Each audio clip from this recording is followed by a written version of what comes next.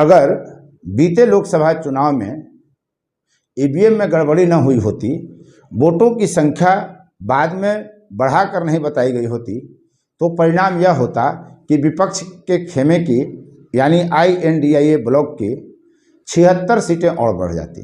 स्वाभाविक है, ऐसे में भाजपा की सरकार नहीं बनती, नरेंद्र मोदी प्रधानमंत्री नहीं होते और अमित शाह गृह मंत्री नहीं बनते। बहुत बवाल मचा। अब हरियाणा का जब चुनाव परिणाम आया तो फिर इसी तरह की बात की जा रही है। सवाल यह है कि ईवीएम में वोट बढ़ क्यों जाते हैं? क्या चुनाव आयोग की कोई गलती नहीं है? क्या चुनाव आयोग निर्दोष है? क्या लोकतंत्र में चुनाव कराने की जिसकी जिम्मेदारी है, जिस निर्वाचन आयोग की, उसी पर अगर तोहमत लगने लगे, आरोप लगने लगे, तो क्या लोकतंत्र को नुकसान नहीं होगा? और हम यह क्यों कह रहे हैं? मतदान के दिन जो निर्वाचन आयोग बताता है कि इतना कुल वोट पोल हुआ, मतगणना से पहले वह फिर खुद ही बताता है कि इतने प्रतिशत वोट बढ़े, और पूर्व में बताए गए वोट और बाद में बताए गए वोट के बीच कई बार 1 से 2, 3, 4% तक वोटें बढ़ जाती हैं। जबकि भारत एक ऐसा देश है जहां 1% वोट लाकर कोई सरकार बना लेता है और कोई 1% कम वोट लाने के कारण सत्ता से बाहर हो जाता है। बड़ा संवेदनशील मामला है। आप देख रहे हैं फोर्थ व्यूज और मैं उपेंद्र कश्यप। कई प्रश्न हैं और प्रश्नों का समाधान लोकतंत्र के लिए अति आवश्यक है।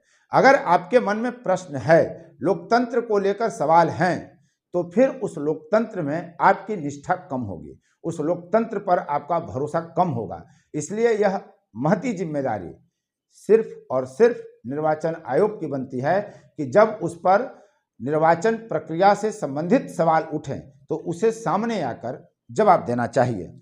हम प्रश्न इसी बात पर कर रहे हैं। अभय कुमार दुबे हैं, अंबेडकर विश्वविद्यालय दिल्ली में वो प्रोफेसर हैं, अभय कुमार दुबे, जिनको टीवी पर आप लगातार देखते होंगे डिबेटों में, और वो एक लेख लिखते हैं, ईवीएम में पड़े वोटों की संख्या अपने आप बढ़ सकती है, प्रत्येक वोट का मूल्य समान होता है, उसकी रक्षा करने का दायित्व चुनाव आयोग का है। हम इनको बताते हैं कि वोट कैसे बढ़ जाता है। और फिर मैं कह रहा हूं, गलती निर्वाचन आयोग की सरासर है, भले उस मामले में धोखाधड़ी हो या न हो, कोई बेईमानी हुई हो या न हुई हो, लेकिन पूरी गलती, पूरा दोष, पूरी जिम्मेदारी निर्वाचन आयोग की है। जिस भारत सरकार का जो निर्वाचन आयोग है, जिसके कंधे पर जिम्मेदारी है देश में निष्पक्ष स्वतंत्र निर्वाचन कराने की, उस पर जब सवाल उठते हैं तो बात जवाब तक पहुंचनी चाहिए।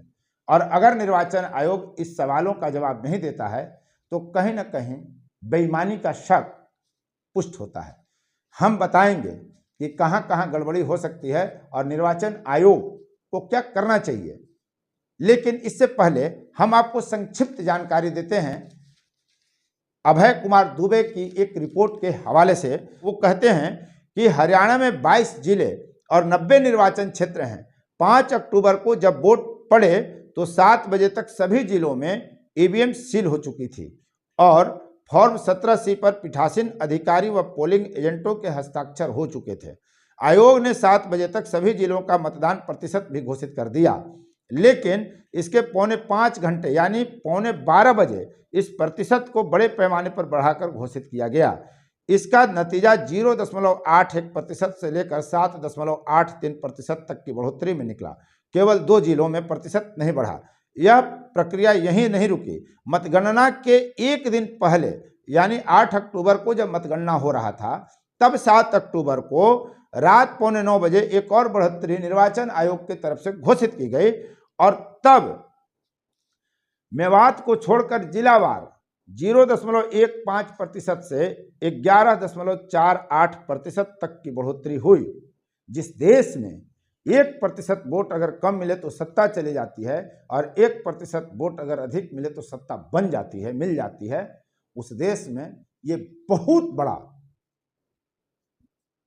अंतर है। और यह अंतर कतई लोकतंत्र के लिए तो स्वीकार्य नहीं ही किया जा सकता है, चाहे आप भाजपा के समर्थक हों या भाजपा के कट्टर विरोधी हों।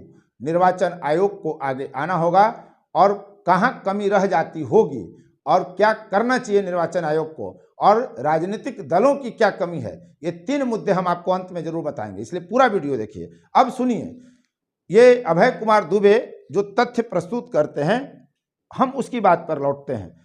वो कहते हैं कि जब 5% बढ़ाया गया था, यानी 5 अक्टूबर को, तो वोटों की संख्या के लिहाज से प्रति निर्वाचन क्षेत्र 1566 से 29,196 के बीच वोटों की बढ़ोतरी हो गई थी। जबकि हम यह देखते हैं विधानसभा चुनाव में कि 100-150 वोटों से बिहार के रामगढ़ में 225 लगभग वोट से सुधाकर सिंह जैसा दिग्गज चुनाव जीत पाए थे विधानसभा का चुनाव।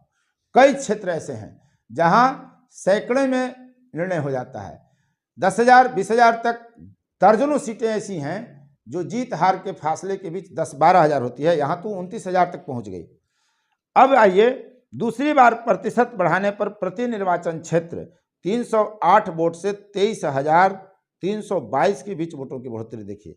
ये काफी बड़ा अंतर है, और ये अंतर अगर बिना गड़बड़ी है तो कोई बात नहीं, लेकिन अगर गड़बड़ी करके की गई है यह बढ़ोतरी, अगर कहीं ना कहीं ईवीएम के साथ छेड़छाड़ करके उसमें वोटों की संख्या बढ़ाई गई, तो लोकतंत्र के लिए यह खतरनाक है। कि लोकसभा चुनाव में जब हुआ था पहले और अंतिम जो मत प्रतिशत का डाटा निर्वाचन आयोग ने घोषित किया था, उसके बीच का अंतर 4.72% था, यानी 4,65,46,885 वोट अधिक थे करोड़ों में, और 4.72% का मतलब बहुत बड़ा होता है देश में। अब सिविल सोसाइटी संगठनों द्वारा चुनाव आयोग के सामने जो विश्लेषण पेश किया गया, उसके अनुसार 76 सीटें ऐसी थीं जो इस कारण, यानी जो बढ़ोतरी दिखाई गई, सत्तारूढ़ दल के पक्ष में चली गई। यानी ये 76 सीटें अगर विपक्ष में चली गई होती, ये प्रतिशत वोट नहीं बगैर बढ़े होते, सरकार चली गई होती। मतदान समाप्त होने के दिन निर्वाचन आयोग शाम को घोषित करता है कि पूरे देश में या किसी प्रदेश में कितना मत प्रतिशत हुआ, और उस आधार पर वोट की संख्या निकल जाती है।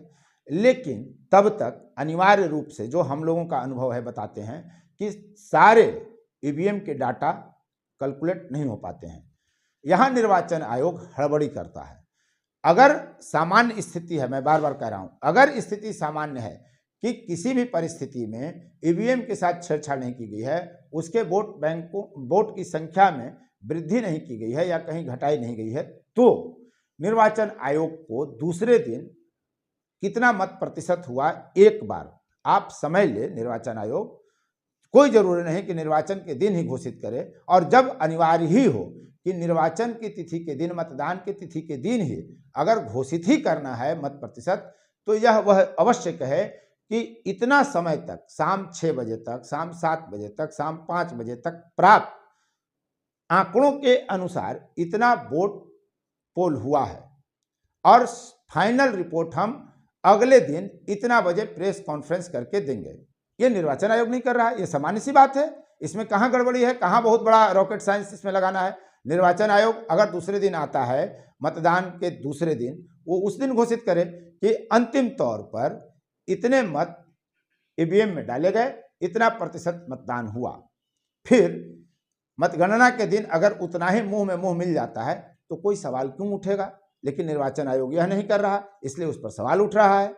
दूसरा महत्वपूर्ण पक्ष यह है कि जब भी वोट पोल होता है, ईवीएम सील होता है, तो वहाँ सभी दलों के जो प्रमुख प्रत्याशी हैं, कम से कम उनके पोलिंग एजेंट को लिखित दे दिया जाता है कि इसमें कितना कुल।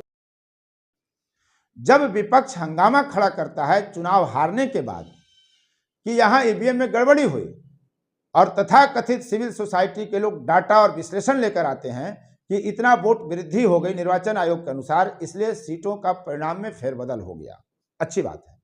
तो सवाल ये उठता है कि जिन दलों के, राजनीतिक दलों के वहां पोलिंग एजेंट होते हैं, वो मतगणना के दिन क्यों नहीं सवाल उठाते हैं कि साहब इस ईवीएम में आपने लिख के दिया है कि 900 वोट पोल हुए हैं, तो 901 या 913 या 1000 प्लस कैसे वोट आ गया। इस तरह की खबरें आखिर क्यों नहीं आती?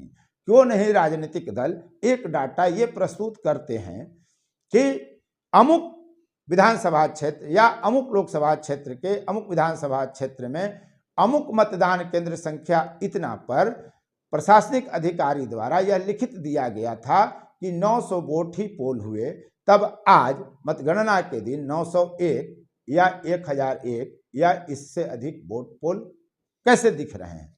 यह सवाल तो कभी उठा ही नहीं, इस देश में कोई उठा नहीं रहा। तो जब आप ये सवाल नहीं उठा रहे हैं, जब आप अपनी ओर से अपने किए का डाटा नहीं दे रहे हैं कि आपने जो प्राप्त किया था रिसीविंग कि कितने वोट इस अमुक ईवीएम में पड़े हैं उससे अधिक कैसे आए, तो फिर निर्वाचन आयोग पर सवाल उठाना कहां तक उचित है? निर्वाचन आयोग और ईवीएम पर सवाल उठाने वाले राजनीतिक दल दोनों ही गलत हैं। दोनों को सामने आकर इस प्रश्न का जवाब देना चाहिए। जब तक इस प्रश्न का हल सामने नहीं आता, जवाब सामने नहीं आता, लोकतंत्र में सबसे महत्वपूर्ण चुनाव की जो प्रक्रिया है भारत में, उस पर सवाल उठते रहेंगे। एक टीएन शेषन का भी जमाना था जब निर्वाचन आयोग को दूसरे देश अपने यहाँ प्रशिक्षण देने के लिए बुलाते थे, और आज अपने ही देश में निर्वाचन आयोग पर सवाल उठ रहे हैं। तो जब सवाल उठ रहे हैं तो सवाल का जवाब हर हाल में चाहिए। जब सवाल उठ रहे हैं तो सवाल का जवाब हर हाल में चाहिए, और जब ऐसा नहीं होगा तो लोकतांत्रिक प्रक्रिया पर सवाल उठेंगे, इसे लोग गलत बताएंगे, और यह लोकतंत्र के लिए कतई उचित नहीं है, चाहे आप किसी राजनीतिक दल के समर्थक हों। फिर मिलेंगे एक नए मुद्दे के साथ। आप देख रहे थे फोर्थ व्यूज और मैं उपेंद्र कश्यप। यदि अब तक आपने चैनल को सब्सक्राइब नहीं किया है तो चैनल को सब्सक्राइब कर लें, शेयर लाइक कमेंट जरूर करें। बहुत बहुत धन्यवाद। फोर्थ व्यूज, चौथा विचार, बाकी फिर